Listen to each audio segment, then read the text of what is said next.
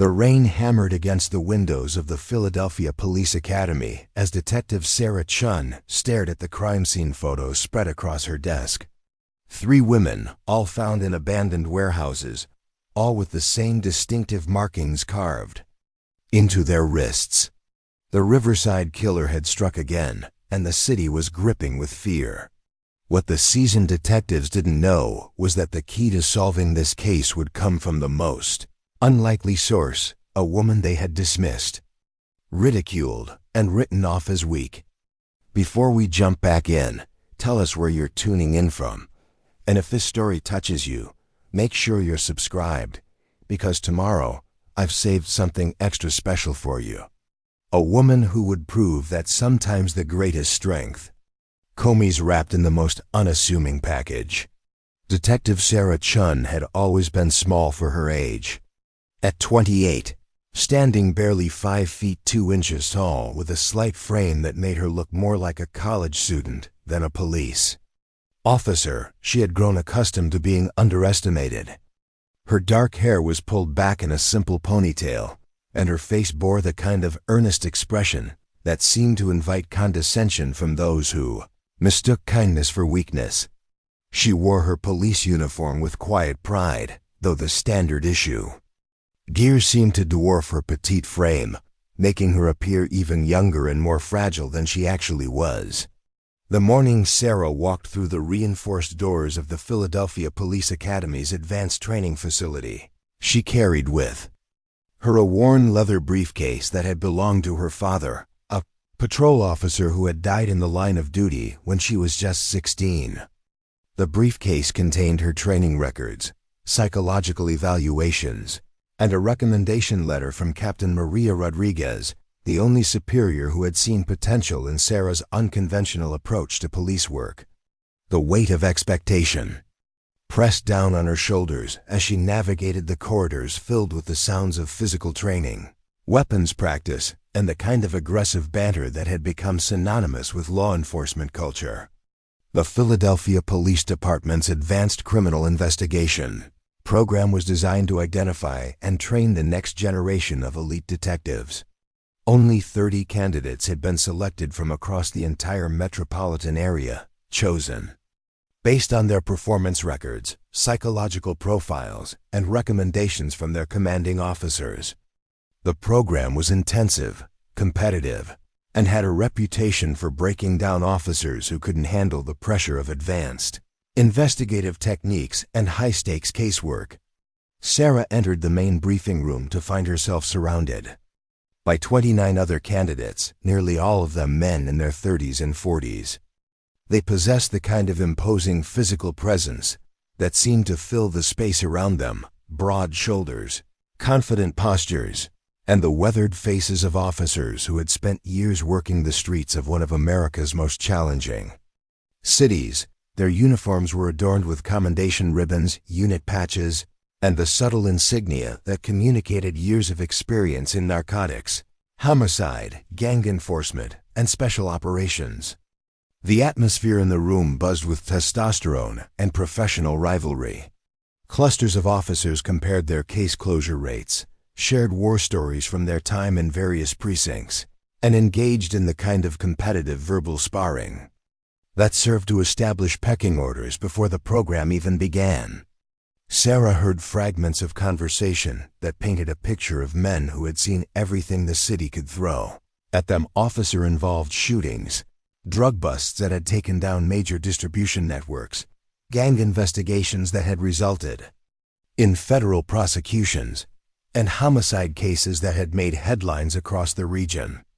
Detective Mike Patterson, a 15-year veteran of the narcotics division with graying temples and the kind of confident bearing that came from years of successful undercover operations, noticed Sarah as she quietly found a seat along the back wall.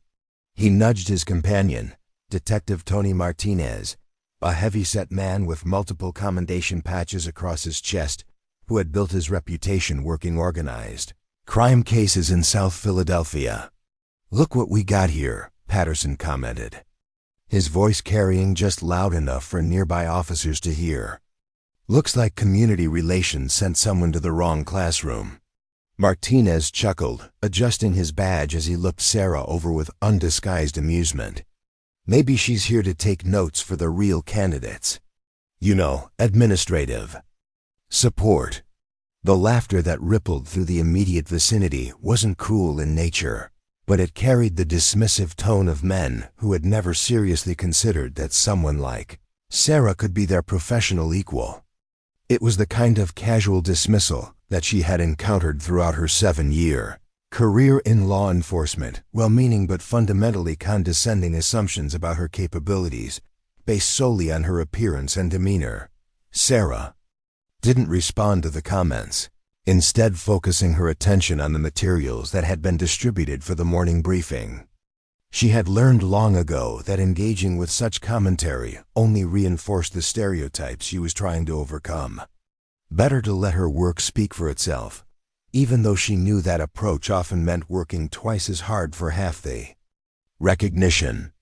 The room fell silent as the door opened to admit Captain William Hayes, a 30-year veteran of the Philadelphia Police Department, whose reputation for excellence was matched only by his reputation for demanding the same from those under his command. Hayes was a tall, imposing figure whose presence seemed to fill the room instantly. His gray hair was cropped in a military-style cut, and his face bore the weathered lines of someone who had spent decades making life-and-death decisions in the city's most dangerous neighborhoods. Behind Hayes walked Deputy Commissioner Janet Walsh, whose mere presence indicated the importance the department placed on this particular training program.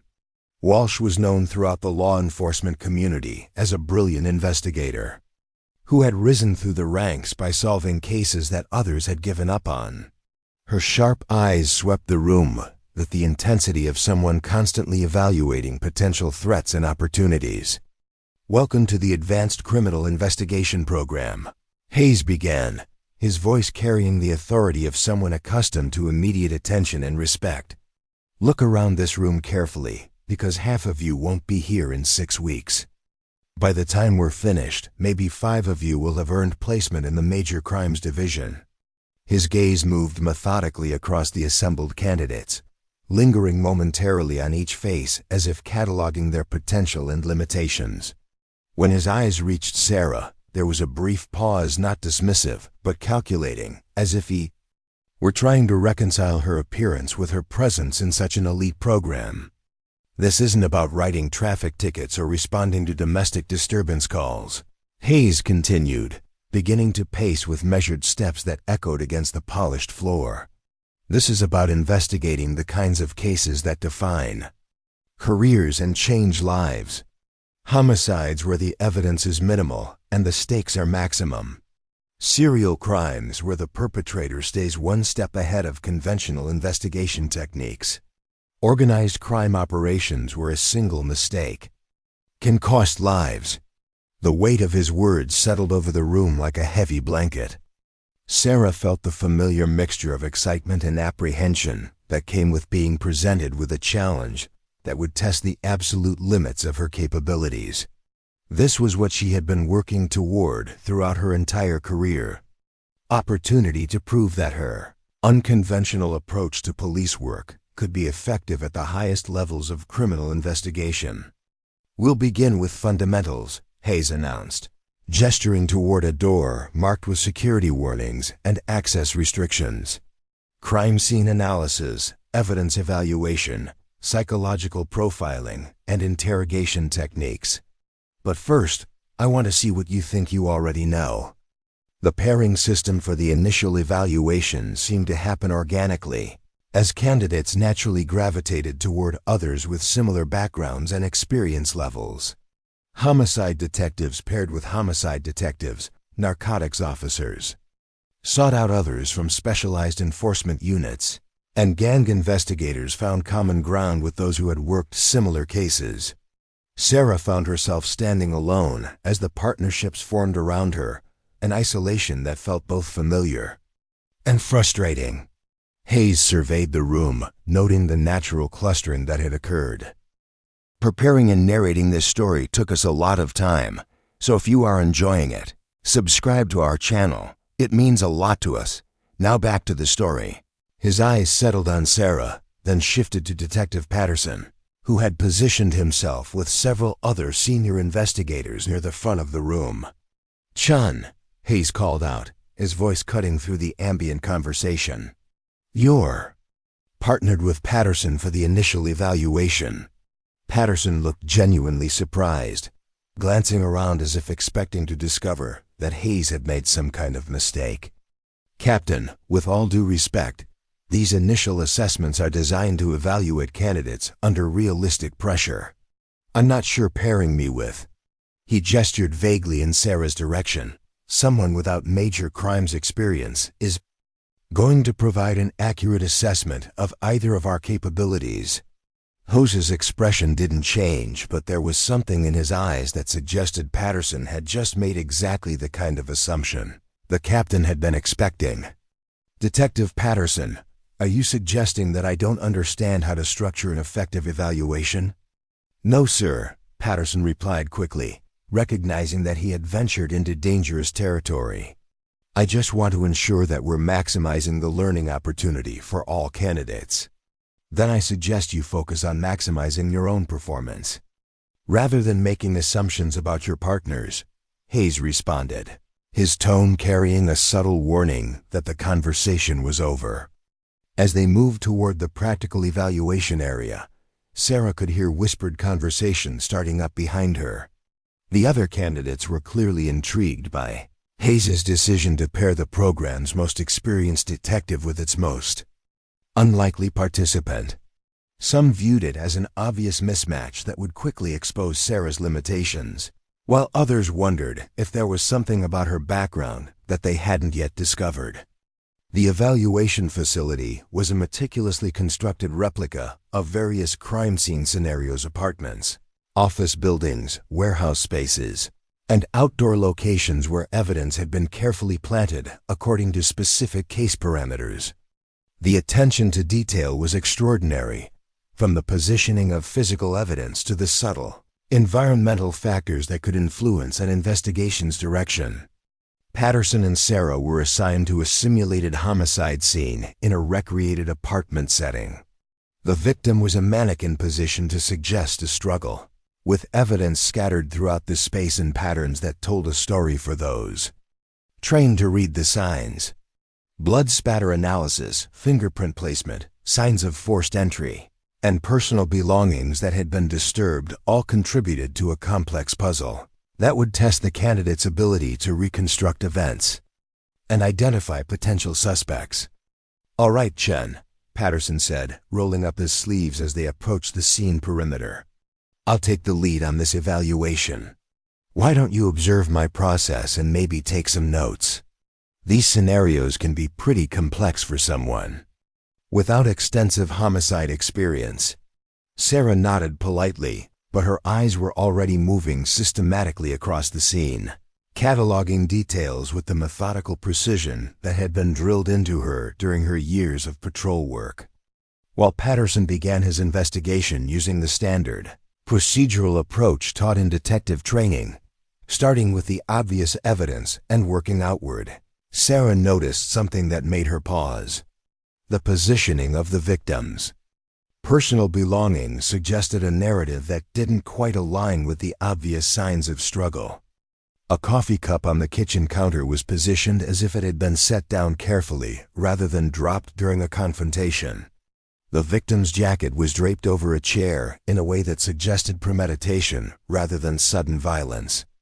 Most significantly, the blood spatter patterns on the wall behind the victim indicated an angle of impact that was inconsistent with the supposed position of the attacker.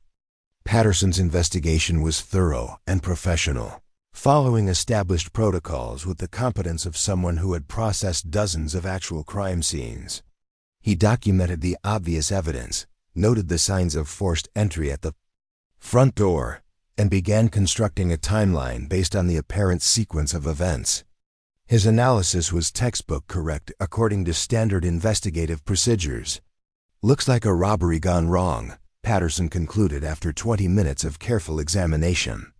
"Perpetrator forced entry through the front door, victim confronted.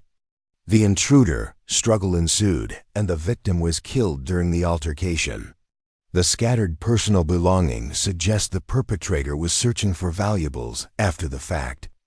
Sarah had remained silent throughout Patterson's investigation, but her mind had been working through an entirely different interpretation of the evidence.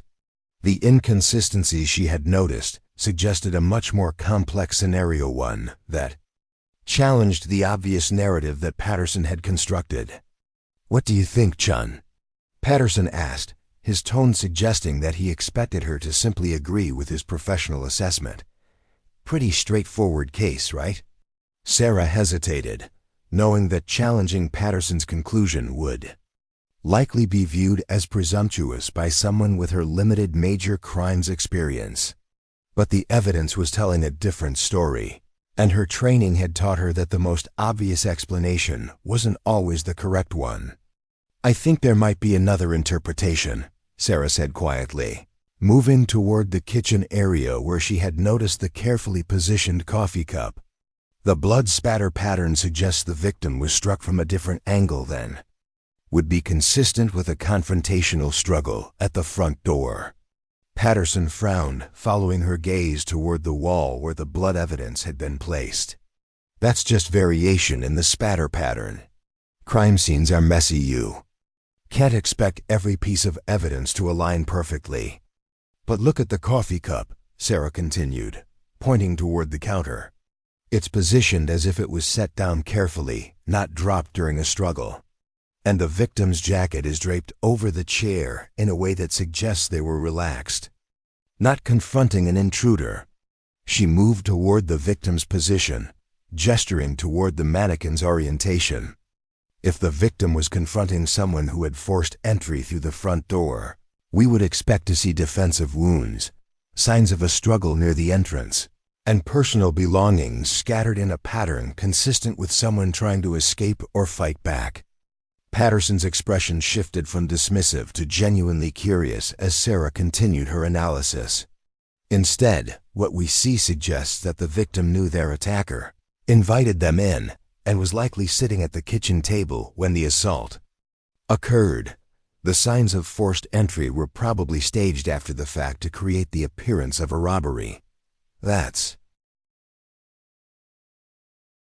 Patterson started, then stopped as he began to reconsider the evidence with Sarah's interpretation in mind. The blood spatter angle suddenly made sense when viewed from the perspective of an attack that occurred while the victim was seated. The carefully positioned personal items took on new significance when considered as staging rather than genuine evidence of a search. "That's actually pretty insightful," Patterson admitted, his tone carrying genuine respect for the first time. Since they had been paired together, I was so focused on the obvious narrative that I missed the subtle inconsistencies. From the observation area, Captain Hayes watched the interaction between Patterson and Sarah with intense interest. He had deliberately paired them not to expose Sarah's limitations, but to see how she would handle working with someone who underestimated her capabilities. Her analysis of the crime scene demonstrated exactly the kind of unconventional thinking that the Advanced Criminal Investigation Program was designed to identify and develop. "Time," Hayes announced, his voice cutting through the ambient noise of the various evaluation scenarios. All teams returned to the briefing room for analysis. As Patterson and Sarah walked back toward the main facility, Patterson's demeanor had shifted noticeably. The condescending attitude had been replaced by professional curiosity, and he found himself reassessing his initial assumptions about his partner. "Where did you learn to analyze crime scenes like that?" Patterson asked as they navigated the corridors. "That wasn't standard academy training." "My father was a patrol officer," Sarah replied simply. "He taught me to look for the story that the evidence was really telling, not just the story that seemed most obvious." Patterson nodded thoughtfully. "Your father was smart. Most detectives get so caught up in following procedure that they forget to actually think about what they're seeing." The debriefing session revealed the results of all 15 evaluation teams, with most candidates performing exactly as their experience levels would suggest. The senior detectives had demonstrated competent, but conventional investigative approaches, while the less experienced officers had struggled with the complexity of the scenarios. Sarah and Patterson's team stood out for the accuracy of their final analysis and the innovative thinking that had led them to look beyond the obvious evidence. Hayes addressed the group with his characteristic directness. What I observed today tells me that some of you understand the difference between following procedure and actually investigating. Others are still trapped by conventional thinking. His eyes found Sarah among the assembled candidates. Detective Chen, would you explain to the group how your team identified the staged evidence in the apartment scenario? Sarah felt every eye in the room turn toward her, the weight of unwanted attention settling on her shoulders like a familiar burden. She had hoped to blend into the background, to let her work speak for itself without drawing the kind of scrutiny that often led to increased skepticism about her capabilities. The blood spatter pattern indicated an angle of impact that was inconsistent with the supposed position of the struggle. Sarah began, her voice steady despite the churning in her stomach. When evidence doesn't align with the obvious narrative, it usually means there's a different story being told. She continued her explanation, walking through the subtle details that had led to her alternative interpretation of the crime scene. As she spoke, she noticed the expressions around the room shifting from skepticism to genuine interest, and in some cases to obvious surprise that such insight was coming from the program's most unlikely candidate. Detective Martinez, who had participated in the earlier commentary about Sarah's presence in the program, leaned forward in his chair. So you're saying that most of us would have investigated this as a robbery gone wrong and completely missed the real crime? Standard investigative procedures are designed to be thorough, Sarah replied diplomatically, but sometimes they can also create tunnel vision. When we expect to see certain patterns, we sometimes miss evidence that doesn't fit those expectations. The room fell silent as the implications of her analysis settled over the group. If Sarah was correct, then conventional investigative training might actually be limiting their ability to solve complex cases, a possibility that challenged everything they had been taught about proper police work. Hayes nodded approvingly. Detective Chen has identified one of the fundamental challenges in criminal investigation. The most dangerous assumption is that the obvious answer is the correct answer. As the session concluded and candidates began filing out toward the facility's cafeteria for lunch, Sarah found herself walking alongside Detective Lisa Wong, one of only 3 other women in the program.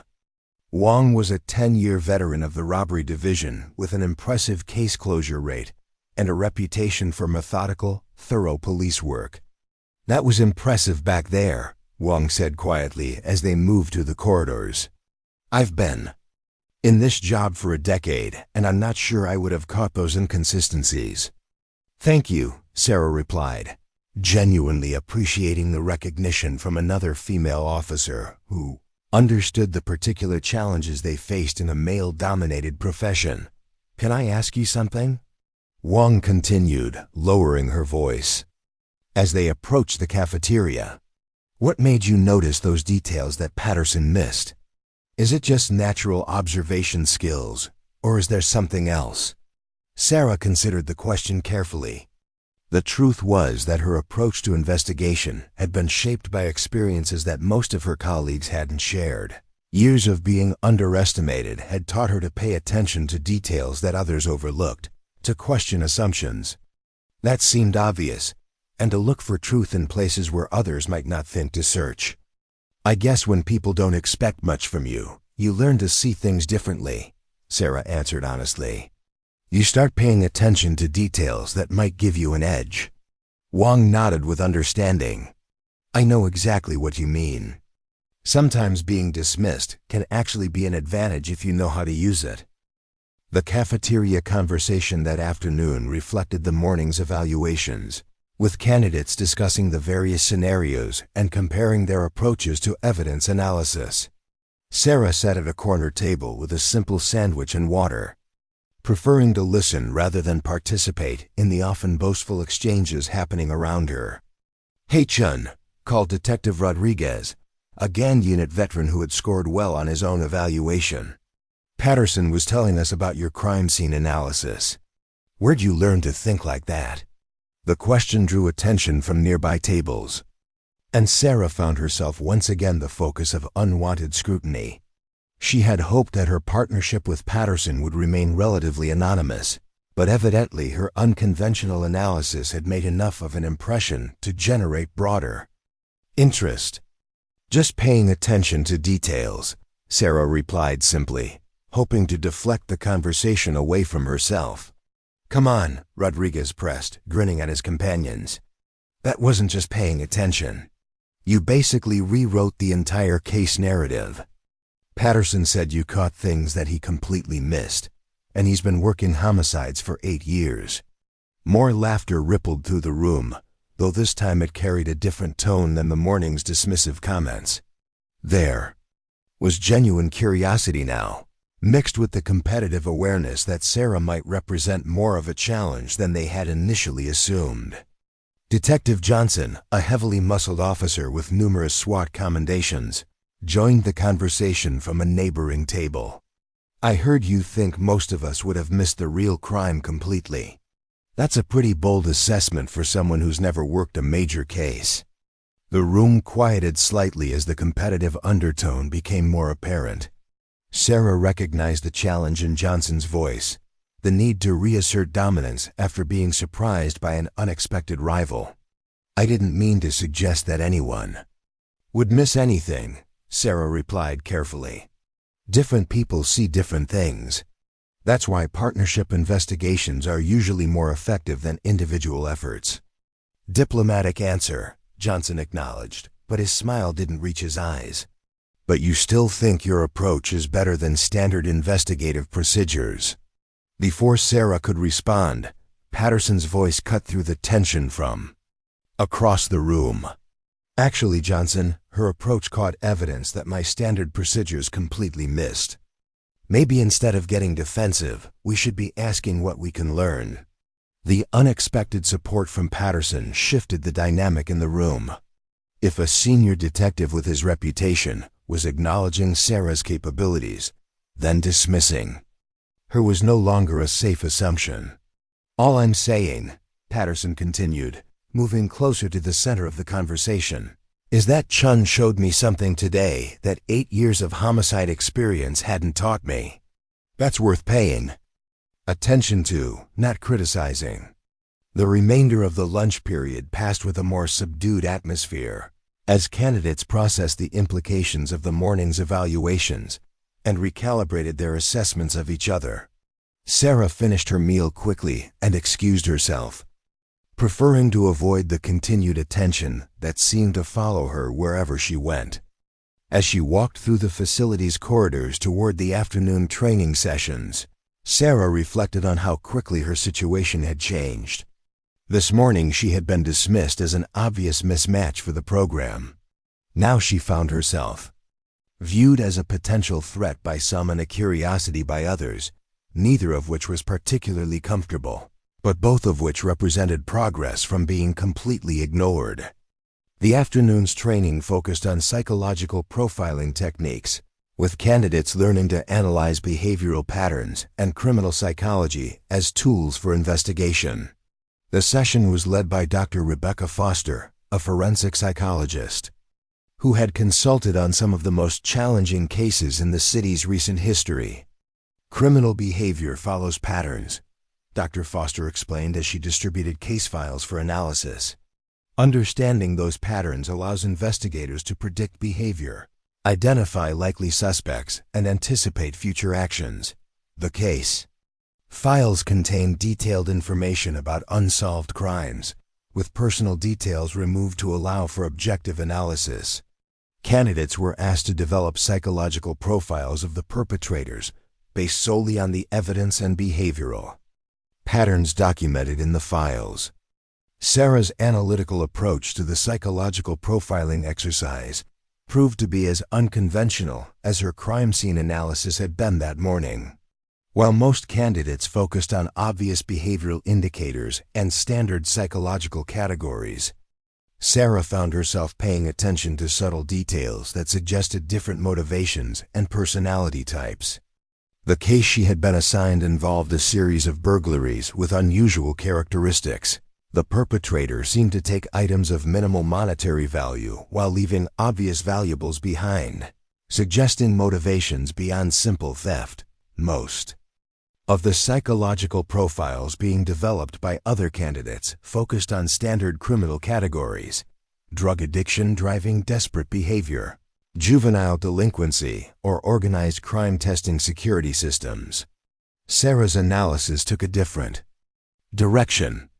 The pattern of items taken suggested someone seeking personal connection rather than financial gain. Family photographs, personal letters, small sentimental objects. The careful way the break-ins had been conducted, with minimal property damage, and respect for the living spaces, suggested someone who viewed the victims as people rather than targets. This perpetrator isn't motivated by money or drugs, Sarah wrote in her analysis. The pattern suggests someone who is socially isolated and seeking connection with others, even if that connection is achieved through violation of their privacy. The careful selection of personal items and the respectful treatment of the living spaces indicates someone who romanticizes the lives they're observing. When Dr. Foster reviewed the various profiles during the afternoon debriefing, Sarah's analysis once again stood out for its innovative thinking and attention to behavioral details that others had overlooked. Detective Chen has identified something important about criminal motivation, Dr. Foster announced to the group. While most profiles focused on standard criminal categories, she recognized that unusual criminal behavior often indicates unusual motivation. Sarah felt the familiar weight of attention settling on her again, though this time it was accompanied by a growing sense of confidence. Perhaps her unconventional approach to police work wasn't a limitation after all, but rather a different kind of strength that could complement traditional investigative methods. As the first day of the Advanced Criminal Investigation Program concluded, candidates gathered their materials and prepared to leave the facility. The dynamics among the group had shifted noticeably since the morning, with Sarah no longer being viewed as an obvious outsider, but rather as an unexpected participant who might have more to offer than anyone had initially assumed. Captain Hayes approached Sarah as she organized her materials, his expression revealing nothing of his thoughts about her performance during the day's evaluations. "Detective Chen," Hayes said quietly, ensuring their conversation wouldn't be overheard by other candidates. "I'd like to speak with you privately before you leave today." Sarah nodded, following Hayes toward his office while wondering if her unconventional approaches had somehow violated program expectations or challenged established procedures in ways that were viewed as problematic. Hayes's office was spartanly furnished but filled with the accumulated artifacts of a distinguished career commendation certificates, photographs from significant cases, and the kind of reference materials that indicated someone who took continuing education seriously. He gestured for Sarah to take a seat while he settled behind his desk with a file that she recognized as her personnel record. "Interesting first day," Hayes began, his tone neutral but his eyes sharp with the intensity of someone trying to understand something that didn't fit conventional patterns. "Your performance in both evaluations demonstrated capabilities that weren't necessarily indicated by your background record." Sarah remained silent, uncertain whether she was being commended or criticized for her approaches to the day's challenges. "Detective Patterson has worked with some of the best investigators in this department," Hayes continued. His assessment of your crime scene analysis was that it demonstrated insight he hadn't encountered before, even from experienced homicide detectives. Hayes opened her personnel file, scanning through documents that detailed her 7-year career in patrol work, community relations, and routine investigations.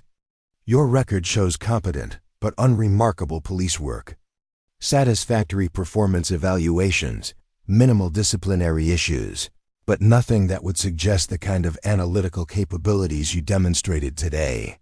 Sometimes people perform differently when they're given different opportunities. Sarah replied carefully, unsure where the conversation was heading. True, Hayes acknowledged. But what you showed today wasn't just enhanced performance under new circumstances. You demonstrated a fundamentally different approach to investigation, one that challenges conventional wisdom and produces superior results. He leaned forward slightly, his expression becoming more intense. The question is where that approach came from and why it hasn't been recognized before. Sarah considered her response carefully. The truth was that her unconventional thinking had been shaped by years of being underestimated and overlooked, forcing her to develop alternative strategies for success. But explaining that might sound like making excuses or seeking sympathy, neither of which would be helpful in this context. I've always approached problems differently, Sarah said finally. Sometimes being on the outside gives you a different perspective on what's happening on the inside. Hayes studied her for a long moment, then closed her file with a decisive snap. Detective Chen, this program is designed to identify officers with exceptional potential for advanced criminal investigation. Today's performance suggests that you might have exactly the kind of unconventional thinking we need.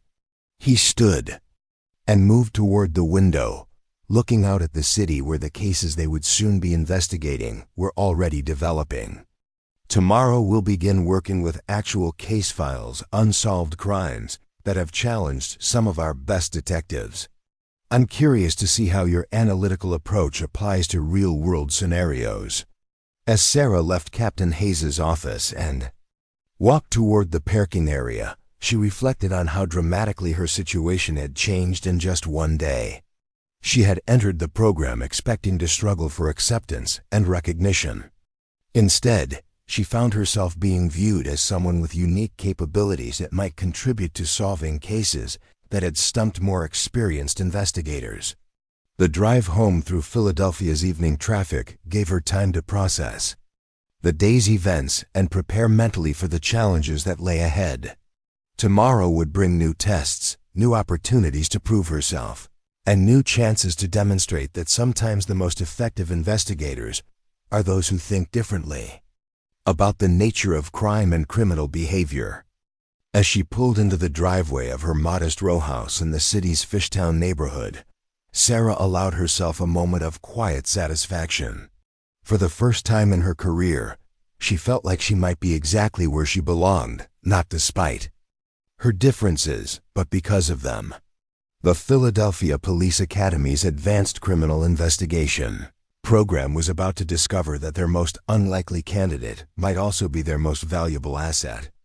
But first, she would have to navigate the complex dynamics of proving herself among colleagues who were still adjusting to the realization that their assumptions about her had been completely wrong. Tomorrow would bring new challenges, new cases, and new opportunities to demonstrate that effective police work sometimes comes from the most unexpected sources. Sarah Chen was ready to show them exactly what she was capable of, one case at a time. The second week of the Advanced Criminal Investigation program brought a different energy to the Philadelphia Police Academy. Word had spread about Sarah Chen's unconventional analytical abilities, and the casual dismissal that had characterized her first day had been replaced by a more complex mixture of curiosity, respect, and competitive wariness. Sarah noticed the change immediately: conversations that stopped when she entered a room, sideways glances during briefings, and the subtle repositioning that occurred when partnerships were being formed. Detective Mike Patterson had become an unexpected ally, his initial skepticism transformed into genuine professional interest after their successful collaboration on the crime scene evaluation. He found himself defending Sarah's capabilities in conversations with other candidates, though he was careful to frame his support in terms of professional effectiveness rather than personal loyalty. The training facility's atmosphere had evolved as well. Captain Hayes had introduced actual case files from the Philadelphia Police Department's Unsolved Crimes Division, transforming the program from theoretical exercises into practical investigations that could potentially result in real arrests and prosecutions. The stakes had increased dramatically, and with them, the pressure on every candidate to demonstrate their value to the program. Sarah arrived early each morning, a habit developed during her years of patrol work when arriving before shift change allowed her to review incident reports and prepare for the day's challenges. The academy's parking lot was usually empty at 6:30 in the morning, giving her precious time to center herself before facing another day of scrutiny and evaluation. She used these quiet moments to review case files, practice analytical techniques, and mentally prepare for whatever challenges the training would present. On this particular Tuesday morning, Sarah was studying a complex organized crime case file when Detective Lisa Wong approached her corner table in the facility's break room. Wong carried 2 cups of coffee and a manila folder that looked significantly thicker than the standard training materials they had been working with. "Mind if I join you?" Wong asked, settling into the chair across from Sarah without waiting for an answer. "I've been wanting to talk to you about something, and this might be our only chance before the chaos starts." Sarah accepted the offered coffee gratefully, noting that Wong seemed unusually serious. Over the past week, their interactions had been cordial but professional, limited to the kind of surface-level conversations that occurred between colleagues who were still evaluating each other's potential for friendship or alliance. "Captain Hayes pulled me aside yesterday," Wong continued, lowering her voice to ensure their conversation wouldn't be overheard by early arriving candidates. "He's been reviewing the psychological profiles and analytical reports from last week's exercises. Apparently, your approaches have been generating some interesting discussions among the program administrators." Sarah felt a familiar tightness in her chest. Throughout her career, being singled out for interesting discussions among supervisors usually meant that she had somehow violated unwritten rules or challenged established procedures in ways that made people uncomfortable. "What kind of discussions?"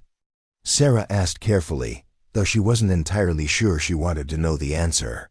Wong opened the manila folder she had been carrying, revealing photocopies of case files that were marked with classification levels Sarah had never seen before. The kind that involve real cases with real victims, where conventional investigative approaches have failed to produce results. The files Wong spread across the table contained details of crimes that had stumped some of Philadelphia's most experienced detectives. A series of home invasions with unusual behavioral patterns that suggested psychological motivations beyond simple burglary. A string of assaults on elderly residents that appeared random but contained subtle connections that traditional analysis had failed to identify. Most significantly, a collection of missing persons cases that shared characteristics too subtle for standard investigative procedures to recognize as related. "These are active investigations," Wong explained, her voice barely above a whisper. "Cases that have been assigned to different detective teams across the city, with no apparent progress despite months of conventional police work." Sarah studied the files with growing fascination and concern. The cases were clearly complex, requiring exactly the kind of unconventional analytical thinking that had characterized her approach to the training exercises.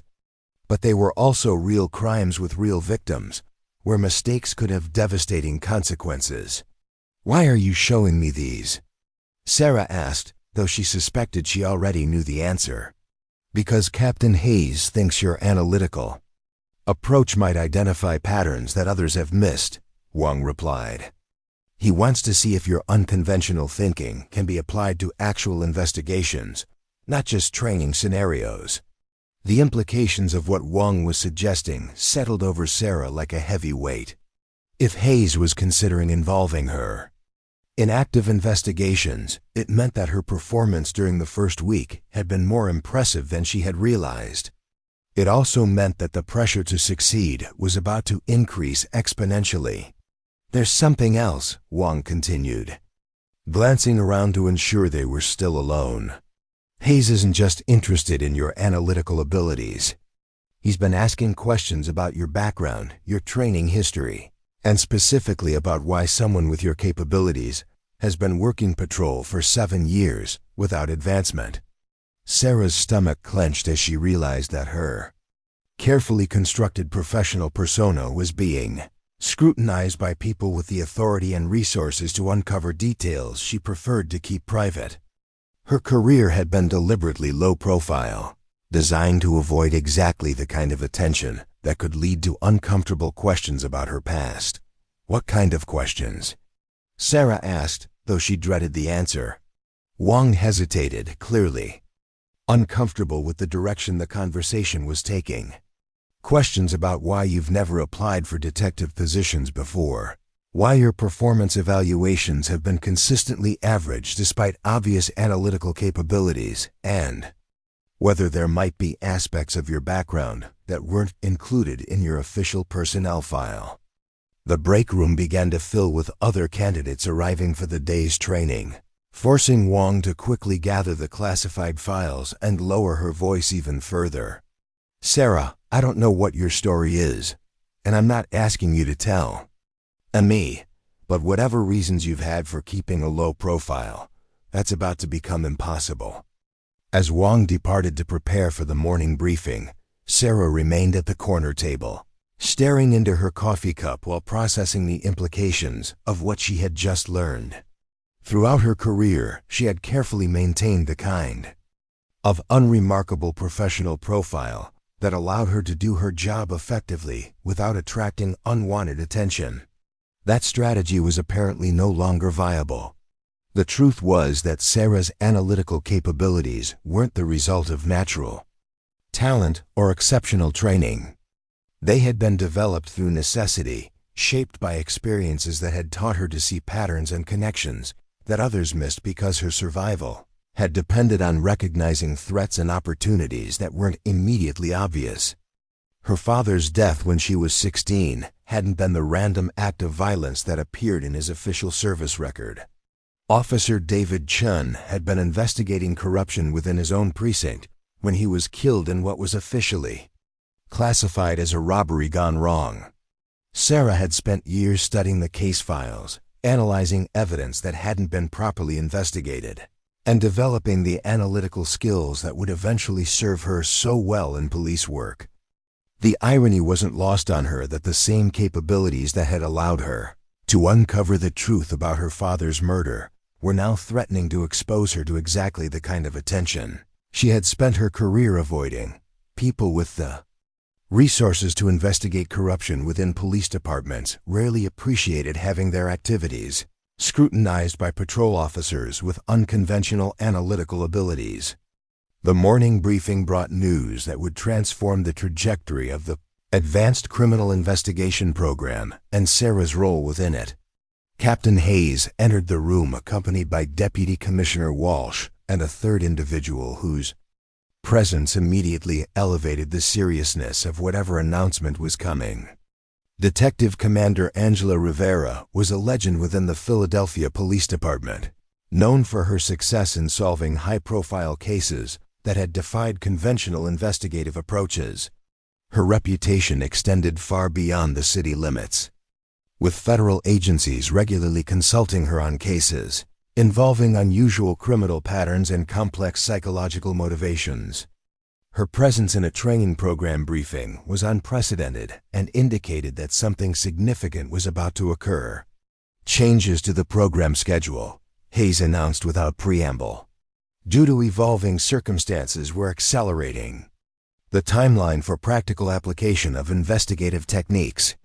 The room filled with murmurs of surprise and concern as candidates processed the implications of an accelerated schedule.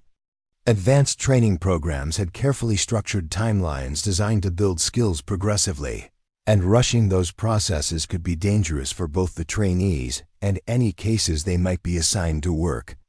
Detective Commander Rivera will be briefing you on a situation that requires immediate attention, Hayes continued, stepping aside to allow Rivera to address the group. Rivera's presence seemed to fill the room as she moved to the front of the briefing area. She was a tall, imposing woman whose authoritative bearing commanded instant attention and respect.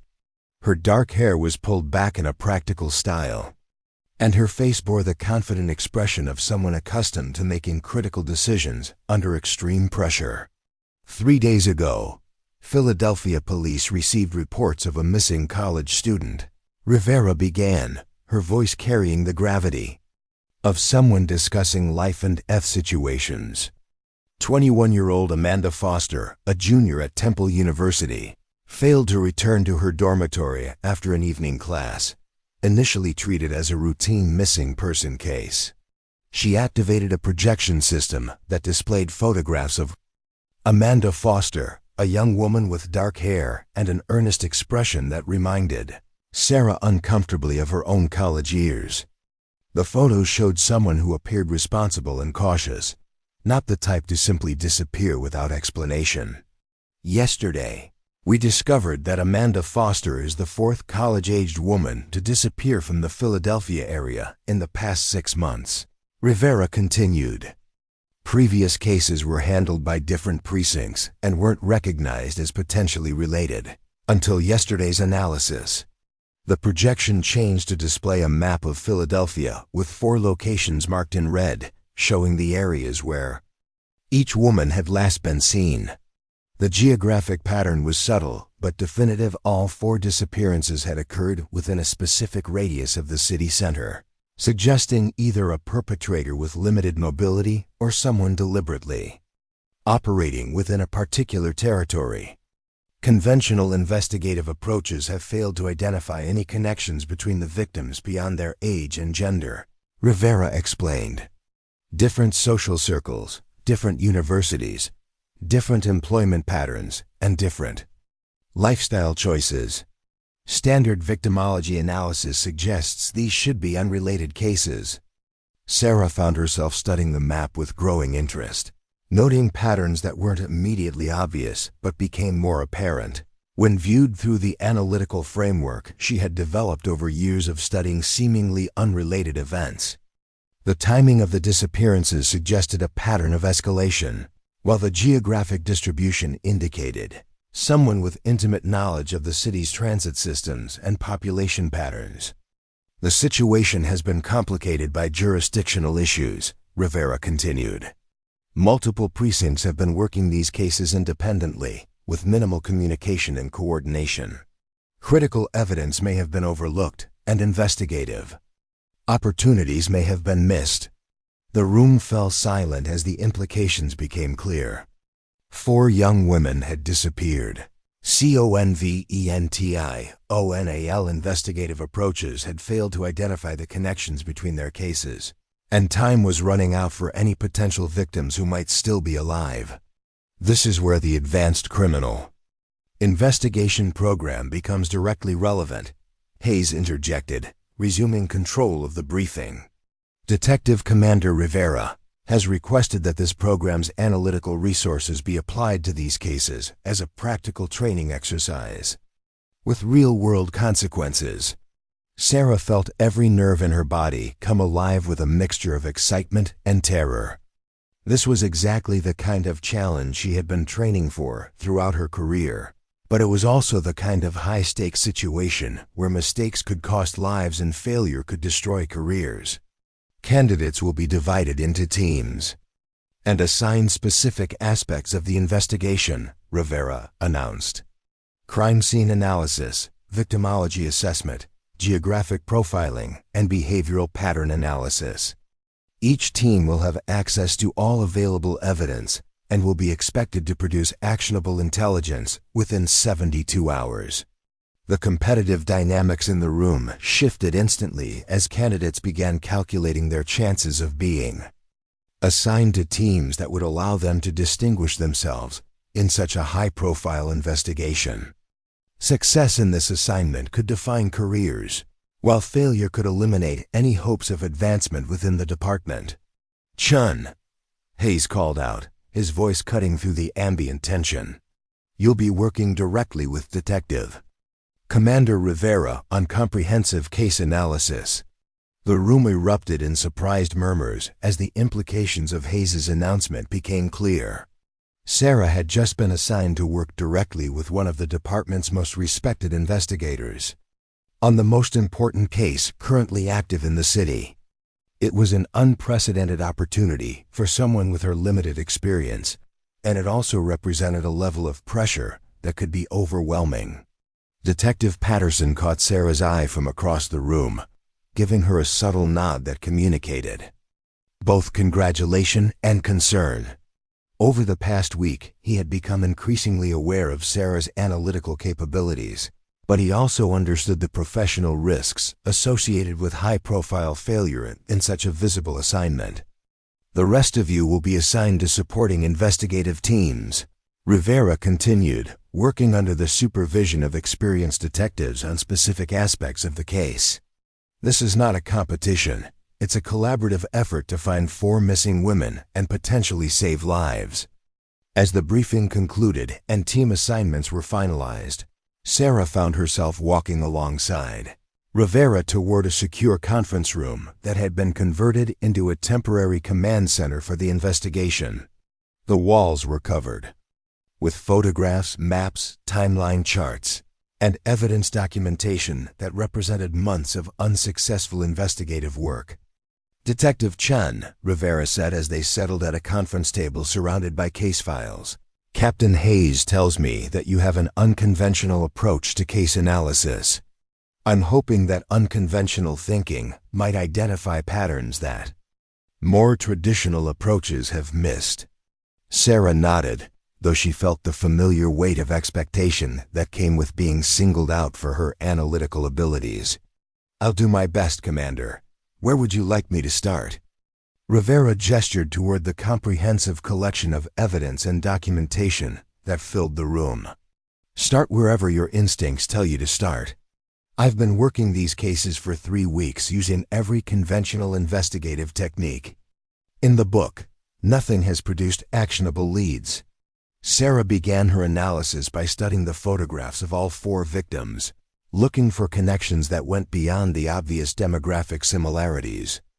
Amanda Foster, Jennifer Walsh, Maria Santos, and Rebecca Kim represented different ethnic backgrounds, different universities, different social and economic circumstances, and different lifestyle patterns.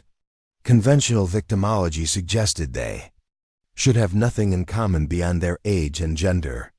But as Sarah studied their faces more carefully, she began to notice subtle similarities that weren't immediately apparent. All 4 women had a particular quality in their expressions, an earnestness, an intelligence, a kind of quiet confidence. That suggested they were individuals who thought carefully about their decisions and took responsibility for their actions seriously. Commander, Sarah said after studying the photographs for nearly an hour, what do we know about their academic performance and career goals? Rivera consulted her files, flipping through detailed background investigations that had been conducted. On each victim, all 4 were high achievers academically. Foster was studying criminal justice with plans to attend law school. Walsh was in pre-med with a focus on pediatric medicine. Santos was working toward a degree in social work. Kim was studying psychology with an emphasis on child development. Sarah felt a chill of recognition as the pattern became clear. They were all planning careers focused on helping or protecting others.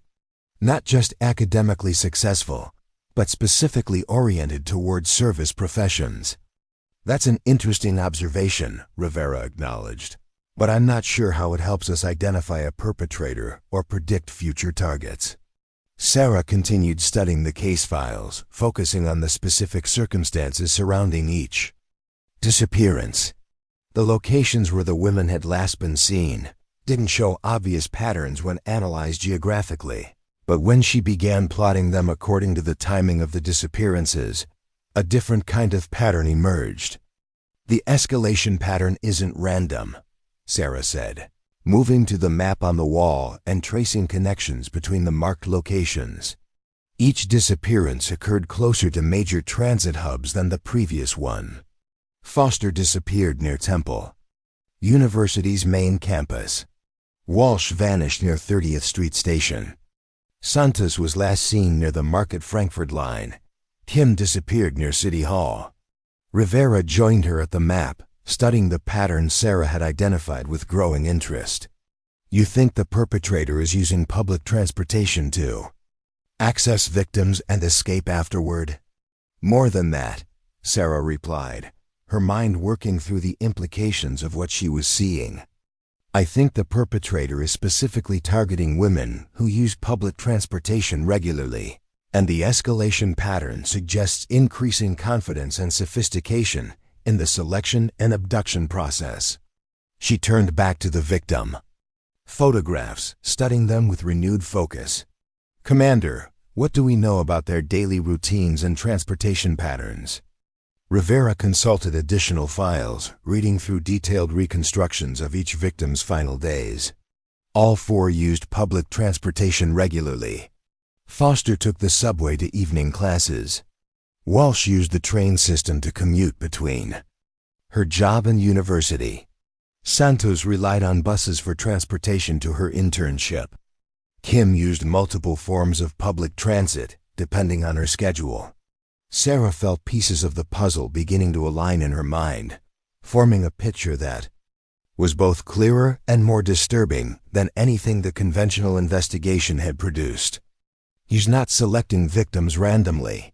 He's identifying women who fit a specific psychological profile, and then studying their transportation patterns until he can predict when and where they'll be vulnerable. That would explain the escalation in frequency, Rivera said, her voice reflecting growing excitement as Sarah's analysis began to produce actionable intelligence. As he becomes more efficient at identifying and tracking potential victims, the interval between disappearances decreases. Sarah moved to the timeline chart that documented the progression of disappearances over the past 6 months. The intervals between incidents had indeed decreased from 10 weeks between the first and second disappearances to just 3 weeks between the third and fourth. If the pattern continued, they could expect another disappearance within days. Commander, we need to identify women who fit the victim profile and regularly use public transportation in the areas where previous disappearances occurred, Sarah said, her analytical excitement tempered by the urgent reality of what they were racing against. If my analysis is correct, he's already selected his next target. Rivera was already reaching for her secure phone to contact the department's intelligence division. I'll get teams working on identifying potential targets immediately. What else can you tell me about the perpetrator's methodology? Sarah returned to the case files, focusing on the specific evidence that had been collected from each crime scene. The absence of physical evidence was itself significant. Whoever was responsible for these disappearances was sophisticated enough to avoid leaving traces that conventional investigative techniques could identify. He's experienced, Sarah said, studying photographs of the locations where each woman had last been seen. These aren't crimes of opportunity. Each disappearance required advanced planning, detailed surveillance, and precise timing. This isn't someone who's learning as he goes. This is someone who already knows how to avoid detection. Previous law enforcement experience? Rivera asked, though her expression suggested she had already considered and rejected that possibility. Possibly, but not necessarily, Sarah replied. Could be military background, security work, or simply someone who has spent time studying law enforcement procedures. The key is that he understands how investigations work and has planned his activities specifically to avoid creating evidence that would lead back to him. Rivera's phone buzzed with an incoming message, and her expression darkened as she read the text. Sarah, we just received another missing person report. 22-year-old Lisa Johnson, a graduate student in education at Drexel University. Last seen yesterday evening near the suburban station. Sarah felt her blood turn cold as she realized that her analytical predictions were being confirmed. In the worst possible way. If she was correct about the perpetrator's methodology, Lisa Johnson was in immediate danger, and they had perhaps hours rather than days to locate her before she became another victim in what was clearly a sophisticated and escalating pattern of abduction. Commander, if Johnson was taken yesterday evening, and if the perpetrator follows the same pattern as previous disappearances, she's still alive, Sarah said, her mind racing through the implications of the timeline. He keeps them for approximately 48 hours before whatever happens to them happens.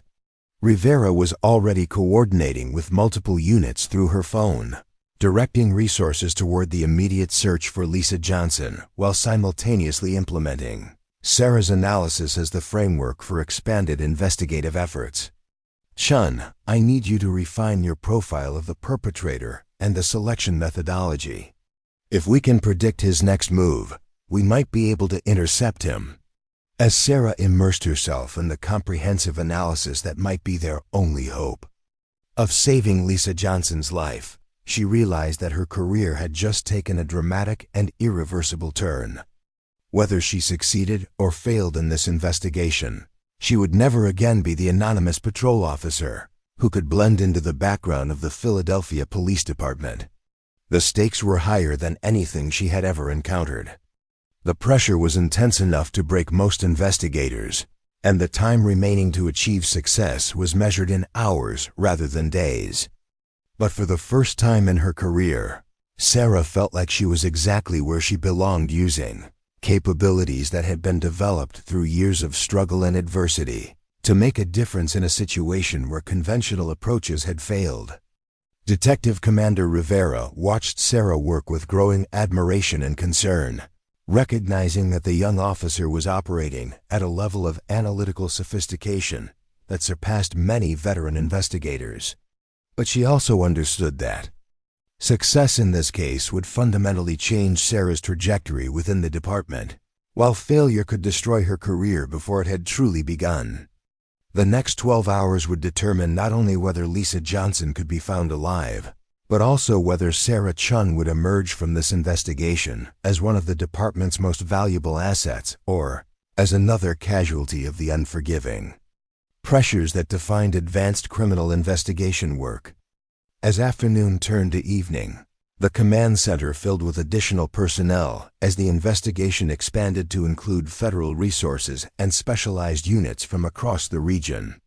Sarah found herself at the center of a complex operation that was using her analytical framework as the primary guide for investigative strategy. The pressure was intense, the stakes were life and death, and the entire investigation was being conducted under the scrutiny of media attention that could either validate her unconventional approach or expose its limitations to public criticism. Sarah had wanted to prove herself as an investigator. Now she would have that opportunity under circumstances that would test every aspect of her analytical abilities and professional judgment. The real test was just beginning, and everything she had worked for throughout her career depended on whether her unconventional thinking could solve a case that had stumped some of the city's most experienced detectives. Time was running out for Lisa Johnson, and with it, Sarah's opportunity to prove that sometimes the most effective investigators are those who see patterns that others miss. The command center hummed with activity as teams implemented Sarah's analytical framework, coordinating surveillance operations, reviewing transportation records, and following leads that had been generated by her profile of the perpetrators. Methodology. Whether her approach would succeed remained to be seen, but for the first time in the investigation, there was a sense of purposeful direction that had been missing from months of conventional police work.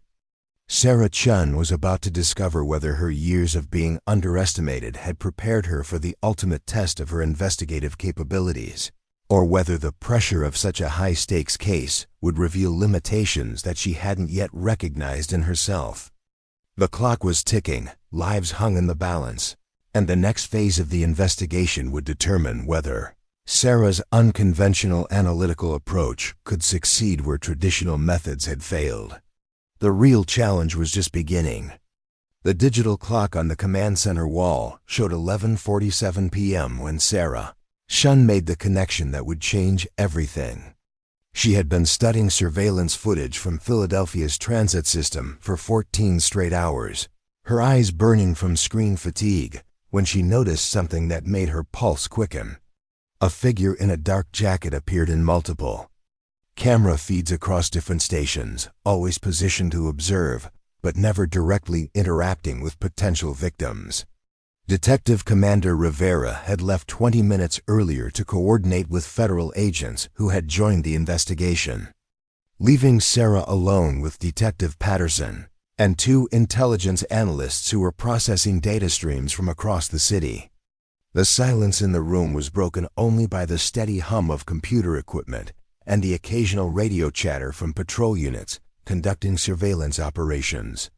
"Patterson, look at this," Sarah called out, her voice cutting through the late-night quiet. She had isolated 5 separate camera feeds showing the same individual at different transit locations over the past month. The figure was careful to avoid direct camera contact, but his positioning and movement patterns revealed a sophisticated understanding of surveillance technology. Patterson moved to her workstation, bringing with him the thermos of coffee that had been sustaining them through the long evening. "What am I looking at?" Sarah pointed to the timestamps on each image. "Same person, 5 different locations, all during the hours when our victims would have been using public transportation. He's not just hunting randomly, he's conducting systematic surveillance to identify targets and study their patterns." The revelation sent a chill through the room as the implications became clear. They weren't dealing with crimes of opportunity, but with a methodical predator who had been operating undetected for months, while law enforcement agencies treated each disappearance as an isolated incident. "Can we get facial recognition on any of these images?" Patterson asked, though the quality of the surveillance footage made identification challenging. Sarah was already working through the technical limitations, applying image enhancement techniques she had learned during specialized training courses that most patrol officers never accessed. "The angles are wrong for facial recognition, but look at his movement patterns. He favors his right leg slightly, suggesting an old injury or physical limitation. Also, notice how he positions himself relative to exit routes, always with multiple escape options." Detective Rivera returned to the command center carrying a secure phone and wearing the expression of someone who had just received crucial information. "Chun, I need you to look at something immediately. Federal database just flagged a potential match for your behavioral profile." She activated a wall-mounted display showing a comprehensive criminal record that made Sarah's stomach clench with recognition. Marcus Webb, 34 years old, former military police with specialized training in surveillance and investigation techniques. Discharged from the Army 3 years earlier following a psychological evaluation that had raised concerns about his interactions with female personnel. Previous arrests for stalking behavior, though charges were dropped due to insufficient evidence, Rivera continued, reading from the federal file. Psychology assessment indicated obsessive personality traits focused on women in positions of authority or professional responsibility.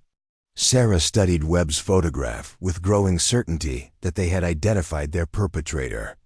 His physical characteristics matched the surveillance footage, and his background explained the sophisticated methodology that had allowed him to operate undetected for so long. "Commander, if this is our subject, he's not keeping victims in a random location," Sarah said, her mind working through the tactical implications of Webb's military background. Someone with his training would establish a secure facility with controlled access and minimal exposure to detection. Rivera was already coordinating with multiple agencies through her secure communications equipment. "Federal team is running property records for any locations associated with Webb or his known associates. Local units are positioning for rapid response once we identify potential sites." The next 2 hours unfolded with the controlled intensity of a major law enforcement operation reaching its climax. Property records revealed 3 locations with connections to Marcus Webb, a storage facility in North Philadelphia, a vacant warehouse in the industrial district, and a basement apartment in a building owned by his cousin. Surveillance teams were dispatched to each location while Sarah continued refining her analysis of Webb's probable behavior patterns. "He'll have them separated," Sarah said, studying building layouts on the command center's display screens. "Military training emphasizes compartmentalization and security protocols. If he's holding multiple victims, they won't be in the same location," Rivera nodded grimly. "Which means we need to coordinate simultaneous operations at all 3 sites. One mistake could cost lives if he has time to react to our response." At 3:15 a.m., surveillance teams reported activity at the warehouse location. Thermal imaging detected multiple heat signatures in the building's basement level, and audio equipment picked up sounds consistent with human movement. Sarah felt her heart rate spike as she realized they had found the location where Lisa Johnson and potentially other victims were being held. "Chun, you're coming with me to the primary site," Rivera announced, strapping on tactical gear that transformed her from investigative commander to operational leader. "Your analysis got us here. I want you present when we bring this to conclusion." The drive through Philadelphia's empty streets took 12 minutes, with Sarah riding in Rivera's unmarked vehicle while coordinating with tactical teams through encrypted radio communications. The warehouse district was dark and eerily quiet, with only the distant sounds of industrial equipment breaking the pre-dawn silence. The tactical operation unfolded with military precision, based on building layouts and approach strategies that had been developed using Sarah's analysis of Webb's probable security measures. Specialized units surrounded the building while negotiation teams prepared for potential hostage situations, and medical personnel positioned themselves for immediate response to whatever they might find inside. Sarah watched from the command vehicle as armed officers breached the warehouse's main entrance, their movements coordinated through communications equipment that allowed the command team to monitor the operation in real time. The building's interior was a maze of storage areas and industrial equipment that provided numerous opportunities for concealment and defensive positioning. "Basement level secured," came the report through radio communications. "Multiple victims located alive. Subject not present at this location." Relief flooded through Sarah as she realized that their analysis had been correct and that they had successfully located the primary holding facility. But the absence of Marcus Webb meant that the operation was far from over. He was still at large and potentially aware that his activities had been discovered. "Second location reporting suspicious activity," Rivera announced, monitoring communications from the storage facility team. "Subject vehicle identified in parking area. Preparing for approach." The next 20 minutes stretched endlessly as Sarah listened to radio reports from the second tactical operation. Marcus Webb had been located at the storage facility, apparently destroying evidence and preparing to abandon his operations entirely. The confrontation that followed tested every aspect of the tactical team's training and coordination. Webb's military background made him a formidable adversary, even when surrounded by superior numbers and firepower. He had established offensive positions within the storage facility and demonstrated sophisticated understanding of tactical procedures that allowed him to prolong the confrontation despite being outnumbered and outgunned. "Subject in custody," came the final report at 4:43 a.m. "No casualties among law enforcement personnel. Evidence recovery teams requesting immediate response to preserve materials before suspect had opportunity to complete destruction." Sarah felt a combination of relief, exhaustion, and professional satisfaction that she had never experienced before in her career. Her analytical approach had not only identified the perpetrator, but had also led directly to the rescue of 5 women who might otherwise have become victims of a sophisticated and escalating criminal operation. Detective Commander Rivera turned to Sarah as the command vehicle began its return journey to headquarters. "Chun, what you accomplished tonight. represents the kind of investigative breakthrough that defines careers. Your analysis didn't just solve this case, it probably saved lives that would have been lost if Webb had continued operating undetected. The praise felt surreal after years of being overlooked and underestimated within the department. Sarah had proven that her unconventional analytical approach could succeed in the highest-stakes situations. But she also understood that such success came with expectations and responsibilities that would fundamentally change her role within law enforcement. "Commander, I need to ask you something," Sarah said as they navigated through the city's awakening streets. "How did Captain Hayes know that I would be able to identify patterns that experienced investigators had missed?" Rivera smiled with the expression of someone who had been waiting for exactly that question. "Because 3 months ago, Hayes asked me to review some unusual analytical reports that had been submitted by a patrol officer who wasn't supposed to have access to the kind of information those reports contained." Sarah felt her stomach drop as she realized that her carefully maintained low profile had been compromised long before she had applied for the Advanced Criminal Investigation Program. "What kind of reports?" "Crime pattern analyses that identified connections between cases assigned to different precincts, behavioral assessments of repeat offenders that predicted future criminal activity with unusual accuracy, and investigative recommendations that demonstrated understanding of complex criminal psychology," Rivera replied. "Reports that suggested someone was conducting detective-level analysis while working patrol duties." The implications of what Rivera was revealing became clear as Sarah understood that her selection for the advanced program hadn't been based solely on her training performance, but on investigative work she had been conducting independently for years without official authorization or recognition. Hayes spent 2 months trying to figure out how a patrol officer was producing analysis that surpassed the work of experienced detectives, Rivera continued. "When he realized that you were essentially investigating cases that weren't officially assigned to you, he decided to create an opportunity to see what you could accomplish with proper resources and support." Sarah felt a mixture of vindication and concern as she processed this information. Her years of quiet analytical work had been noticed by people with the authority to advance her career, but they had also been conducted without proper oversight or authorization in ways that could have created problems if they had been discovered by less sympathetic supervisors. The Advanced Criminal Investigation Program was restructured specifically to evaluate your capabilities, Rivera explained. Hayes convinced the department to invest in testing whether unconventional thinking could solve cases that traditional approaches couldn't handle.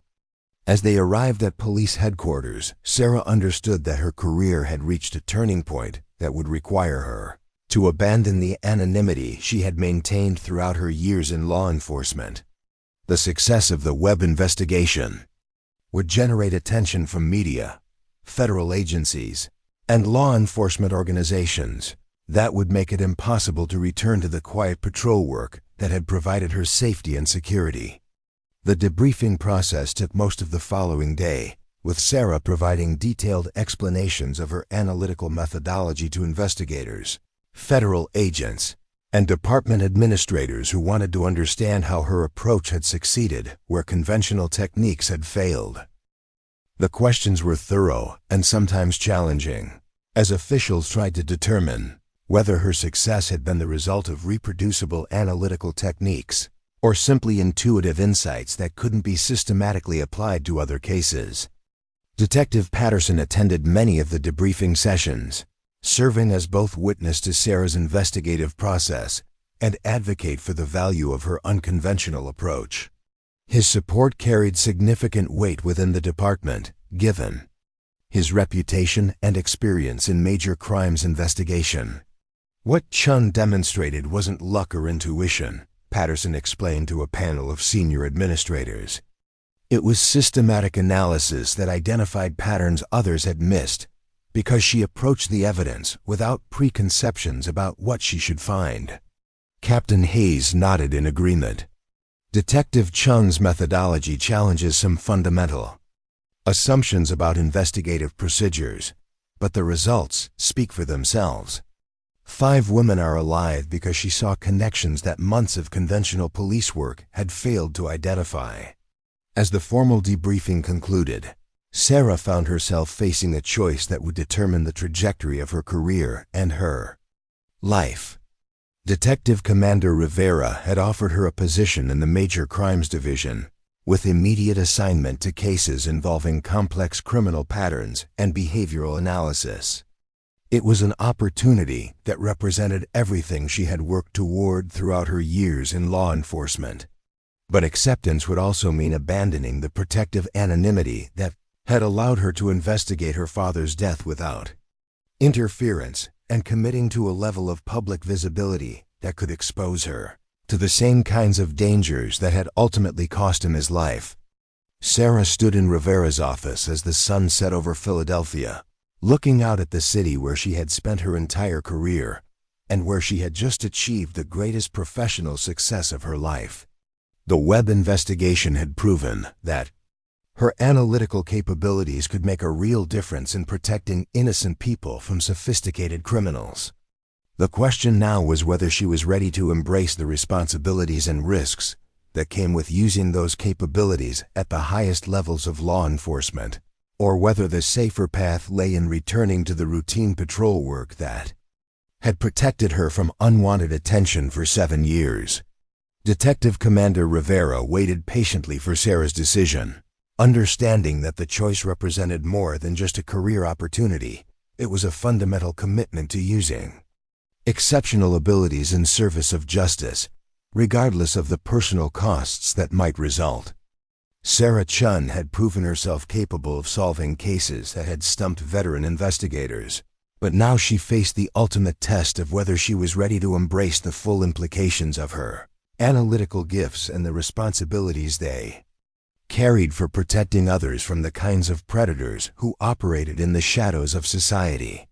The Webb case had ended successfully, but Sarah's real journey as an investigator was just beginning. 6 months after the Marcus Webb investigation, Detective Sarah Chen stood before a packed auditorium at the Philadelphia Police Academy, addressing the newest class of recruits about the importance of analytical thinking in modern law enforcement. The transformation in her professional status had been dramatic and irreversible, elevating her from an overlooked patrol officer to one of the department's most respected investigative specialists. The auditorium buzzed with respectful attention as Sarah concluded her presentation on pattern recognition and behavioral analysis.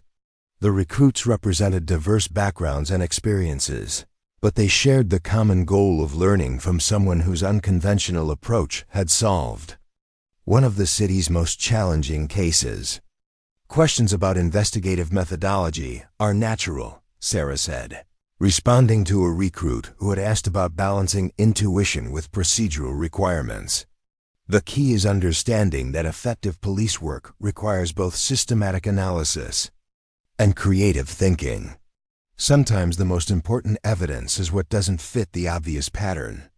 After the presentation, Sarah walked across the academy grounds toward the Advanced Criminal Investigation Building, where she now served as the program's lead instructor for analytical techniques.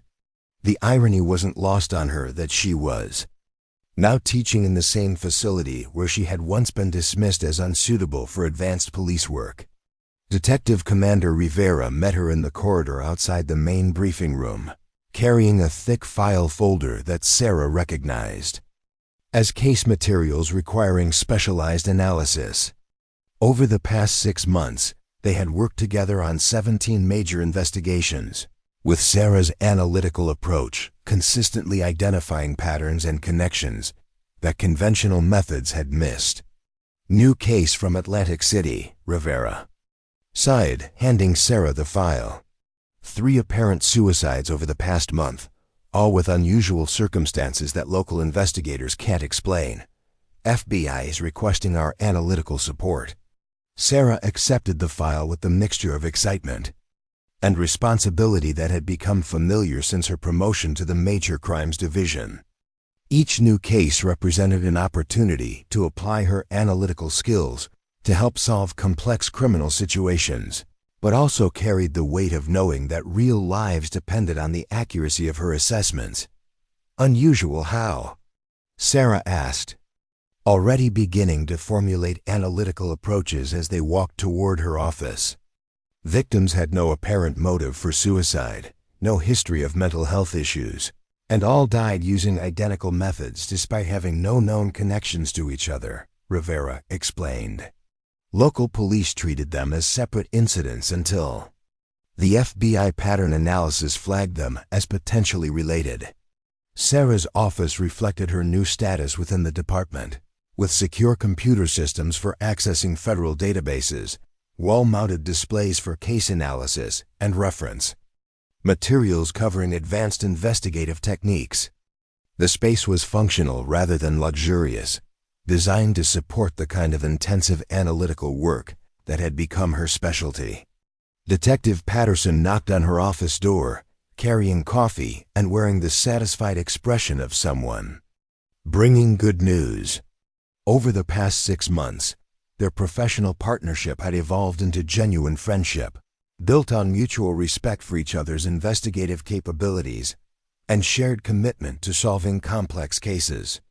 Webb sentencing came through, Patterson announced, settling into the chair across from Sarah's desk. Federal judge gave him life without parole, plus consecutive sentences for each kidnapping count. He'll never see the outside of a prison again. Sarah felt a sense of closure that had been building since Webb's arrest. The case had launched her career transformation, but it had also been deeply personal, representing proof that her analytical approach could protect innocent people from sophisticated predators who exploited the limitations of conventional investigative techniques. His defense attorney tried to argue that the evidence was circumstantial, Patterson continued, but the prosecutor used your analytical framework to demonstrate the systematic nature of his criminal behavior. The jury deliberated for less than 2 hours. The success of the Webb prosecution had validated Sarah's investigative methodology in ways that extended far beyond the Philadelphia Police Department. Federal agencies had begun consulting with her on cases involving complex criminal patterns, and law enforcement organizations across the country were requesting training on her analytical techniques. Captain Hayes entered Sarah's office carrying a formal document that bore the seal of the police commissioner's office. His expression carried the gravity of someone delivering significant news, though whether positive or negative remained unclear. From his demeanor, Detective Chen, Hayes began formally, Commissioner Walsh has reviewed the recommendations from the Advanced Criminal Investigation Program and the Major Crimes Division regarding your continued role within the department. Sarah felt her pulse quicken as she realized that her future within law enforcement was about to be officially determined.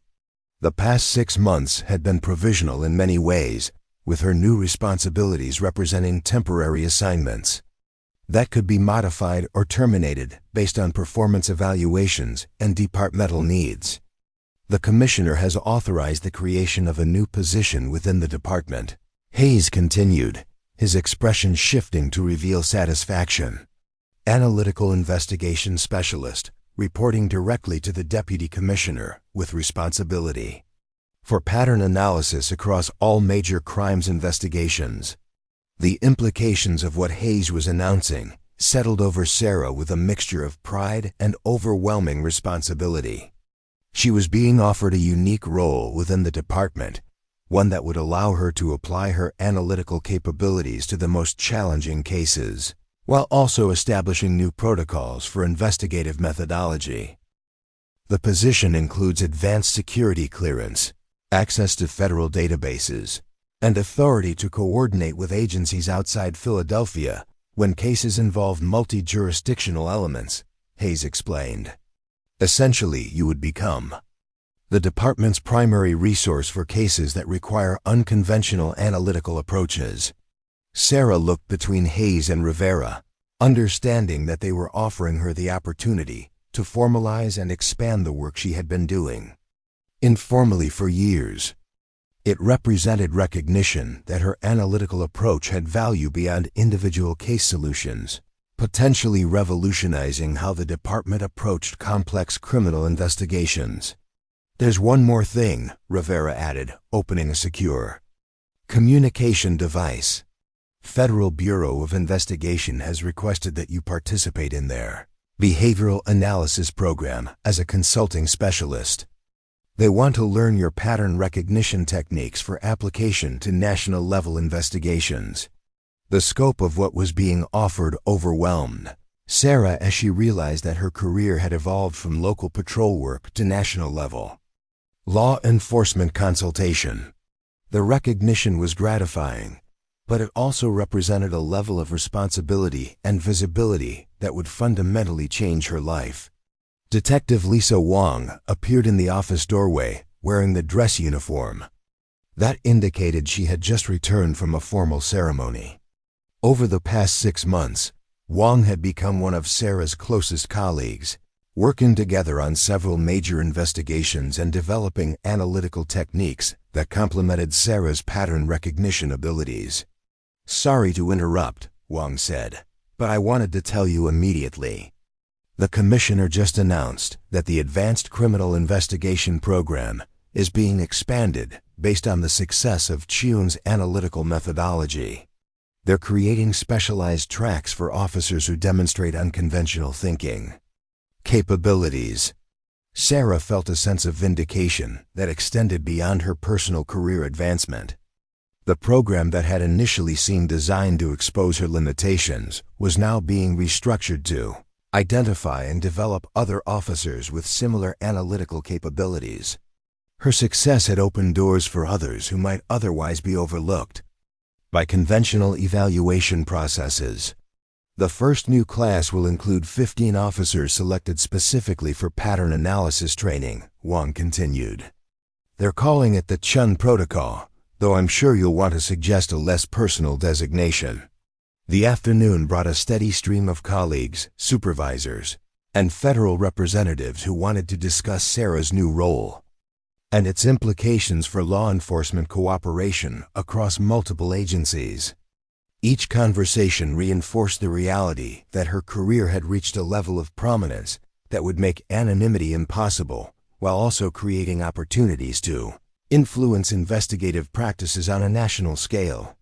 As evening approached, Sarah found herself alone in her office, studying the Atlantic City case file that would be her first official assignment in the new position.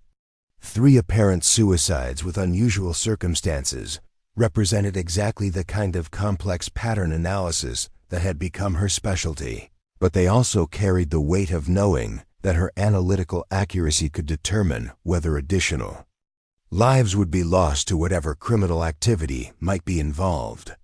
Her secure phone buzzed with a message from an unknown number, displaying text that made her blood run cold. "Congratulations on your promotion, Detective Chen.